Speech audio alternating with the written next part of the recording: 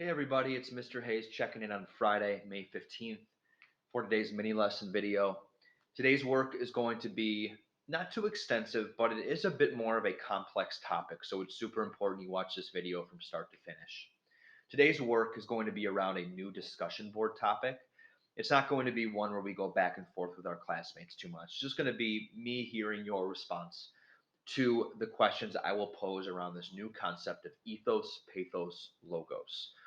Sounds complicated. It's not that bad, especially if you watch this video and you hear me talk it through. So please continue with this from start to finish. I cannot stress that enough. So to begin today, let's jump into our announcements. So today's checklist is as follows. After you finish with today's video, you're going to respond to the ethos, pathos, logos questions on today's discussion board. I will have that linked right there after I complete publishing it. And then, of course, if you did not do it yesterday, if you are still working on it, complete that movie review planner by the end of the day today. If you have not started on that at all, it is located in yesterday's module. Live optional sessions below, and then we're finished with our first week of movie review work. Today's teaching point is another way that you can develop a credible argument. After all, the movie review is an argument essay, either this movie's great, this movie stinks, or somewhere in between. But organizing your ideas through that rhetorical triangle, that's what it's called: ethos, logos, pathos. And I will describe what all three of those mean in a second as we move forward. I will post this video, of course, right here, and then the application activity. So, number one, you're going to answer today's ethos, pathos, logos questions on today's discussion board here. I would click that after I'm finished watching this mini lesson video. This mini lesson video is going to describe what these three things mean. And so I would not be able to answer this question effectively if I didn't know what those three things meant: ethos, pathos, logos. So after I'm finished with this video, then I'm able to click this link. It'll take me to the discussion board and I can answer that question. I'll return to that in 1 second. But first, I want to describe to you what ethos, pathos, logos is. So to do that, I'm going to click right here to my slideshow. Now it takes me to slide number 3 right away, which I will make this full screen. Before I get to all of this here, slide number 2 has a video that's only about 90 seconds. Cartoon form, it takes you through what these three things are. So if you'd like to revisit it, you can watch this video here. But for now, let's talk about this. Here are the three parts of what's called the rhetorical triangle that's crucial to a good argument essay: ethos, pathos, logos, in any order. These are three ways you can appeal to your reader. You can make your reader not only enjoy reading your movie review, but also make them believe you and enhance your credibility. So let's go through them. The first one is logos. Logos is the logic part of your movie review. The good news is you've already done this. If you did a thorough job with your movie review planner, you have already done the logos part. You can check that off. It is all your reasons, your examples, your facts, statistics, the organization of your review, which I did for you by planning out the structure of that movie review planner in the order that I did. This is the way that you appeal to the logic and the reasoning of the person reading your review.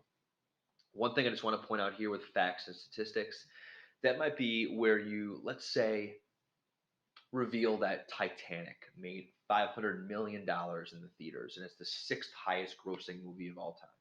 That's a factor statistic that you might use to show how popular the movie was and how much it was beloved around the world. That's just an idea for how to incorporate some numbers as well. But logos is the logic aspect of it. The two new concepts are ethos, which is where you establish your credibility. This is where you show to the reader that you know what you're talking about.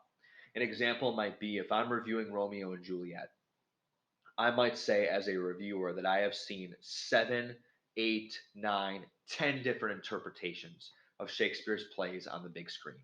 Everything from Macbeth to Hamlet to Midsummer Night's Dream. I know what a good interpretation of Shakespeare looks like on film. Romeo and Juliet was not that. The reason why I would bring that up is to show that I am reputable. I have done this before. I have seen and experienced all these interpretations. I know what a good interpretation looks like. This does not qualify. You also may bring in an expert movie reviewer and reference them in your review. The most famous is Roger Ebert. RogerEbert.com has basically reviewed every famous movie since 1930s in the silent era. I mean, it's everything you'd ever want. So if I'm doing Black Panther and I saw that Roger Ebert gave it 4 to 4 stars, I might actually reference something that he said in his review to show, like, hey, I'm not just coming out of left field here. I love Black Panther, and it's only my argument is only more credible because Roger Ebert, who's seen every movie in the world, loved it too. So that's ethos, is establishing your credibility, your believability as a writer. And then lastly, pathos. This is where you appeal to the reader's emotions. This is where you can make deep personal connections. You can use the term I in a movie review. You make sure to pour your heart and soul and your feelings out onto the paper. So if you really despise this movie you're watching, don't hold back. Really go after the director, go after the actors, be cruel, be harsh, be vile, be sarcastic, uh, be resentful. Don't hold back. Really be snarky with this if you want to. That appeals to the reader's emotions because it makes them laugh, it makes them groan, it can make them kind of chuckle as they're reading your review. It also makes your movie review much more entertaining. So don't hold back. Make your reader care about what you have to say. Obviously, my review is Dead Poet Society. I love this movie. So I'm really going to be passionate about how much I loved it and how much it changed my life. And I'm not exaggerating. It has truly changed my life. So an example of a personal connection might be, let's say you're watching The Blind Side, and the movie reviewer happened to grow up in a environment similar to Michael Orr. Maybe it wasn't in Memphis, but it was in the inner city. And so the movie reviewer might say the way that the director portrayed the inner city life in The Blind Side is very authentic. It's very accurate to what it was like to live in that circumstances, to live in foster care, to live in the middle of a crime-ridden city. Maybe they even reference, as we think about ethos, they reference reading the Blind Side memoir that we did in class. I Beat the Odds. They talk about how that was a great inspiration for the film. So those are the three aspects of ethos, pathos, logos. This is not something that you will learn today and then discard. I was just talking to a bunch of sophomores at the baseball field yesterday that I was working with. Don't worry, under 10 people, and they all referenced they had to do an assignment a couple of weeks ago on Canvas about the ethos, pathos, logos of a famous speech and how the famous speech referenced all three of those things. So this is something that you will revisit in high school. So, what's our work with this? Well, all you have to do with this concept today is go to your discussion board link here, and it'll take you to this. Please answer these three questions as it applies to your movie review. First, you're going to say what your movie choice was. You can write that right there. And then you're going to answer all three of these questions. How are you going to establish all three parts of the rhetorical triangle in your movie review? Number one, how am I going to appeal to my reader's emotions? Number two, ethos. How will people believe what I say? Why should they trust me? Right? That's the credible part. And then three, logos. So what is my strongest piece of evidence that I'm going to use to back up my reasoning? So this is the format I'd like you to do that in. As you can see, I did my example here with Dead Poets. I have no idea why that's bouncing up and down like that. Let's refresh. No, I'm still doing it. Oh well, just ignore that. Look at the bottom here. I'll zoom in. There we go. What is my movie choice? Dead Poet Society. So I asked myself first, pathos. How am I going to appeal to my reader's emotions? And this is what I thought of. Everyone has had that one great mentor, teacher, or coach who has impacted them in the moment and well into the future. This movie helps remind us of those tremendous influences in our lives. I thought about how Mr. Keating reminded me of my own father. I thought about how he reminded me of teaching mentors that I had, like Mr. Moore at Cumberland or Mrs. Riedel at Cumberland. Some of the amazing influences I've had on my life in the classroom. And I know that I'm going to mention that because I became a teacher. I'm going to mention how I strive every day to become like them. And this will naturally allow my reader to think in their own head, oh, who's someone like that in my life?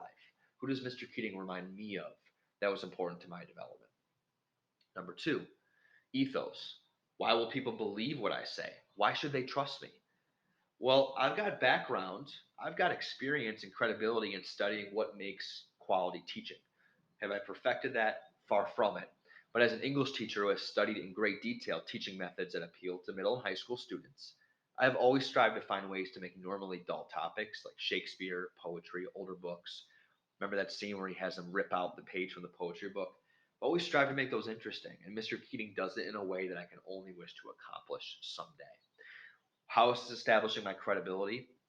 Because I have read and experienced and been able to see tremendous teaching in the classroom. I have a lot of years of background with that, so I know what it looks like when it's done well, and that's what Mr. Keating does in the movie. And then lastly, logos, logic. What is one piece of evidence I'm going to use to back up my reason? Here I can go back to my planner and actually pick out my best reason and evidence from that planner, and I chose this one.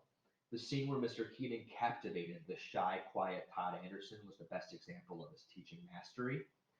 And then the evidence I'm going to use for that, the scene, the example is when he has the barbaric yelp that we watched in class. He makes him talk about that Walt Whitman picture. I'm definitely going to mention that in my review. Why is this such a great example of tremendous teaching and a moving scene in the film? Because it's easy to rope in a confident student like Neil. But Todd, with his shyness and his lack of confidence, getting him to express his emotions, that shows not just the teacher's greatness, but man, was that scene hit out of the ballpark. It was just perfectly executed, and I will make sure I mention that in my review too. So that is what I'd like you to try to do today, is answer each of those three questions and how you're going to incorporate these three aspects of the rhetorical triangle, ethos, pathos, logos, in your review. How are you going to appeal to your readers' emotions?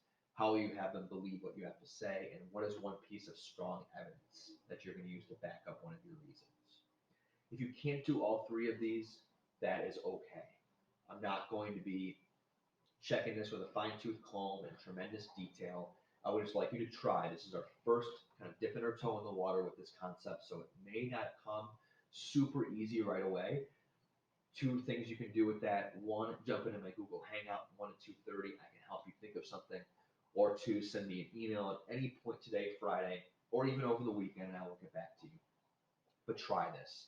Sit, brainstorm, think of ways that you can incorporate these three things in your movie review. And then plan it out by replying, just like I did, to your class discussion board. The only other thing besides this is to finish that movie review planner you began yesterday, and then Monday when we get back, we will start writing our review with our hook and our intro and establishing the tone of our review. I'm excited to begin that next week. Reach out with questions. We will talk soon. Hope everyone has a great Friday and a great weekend. See you.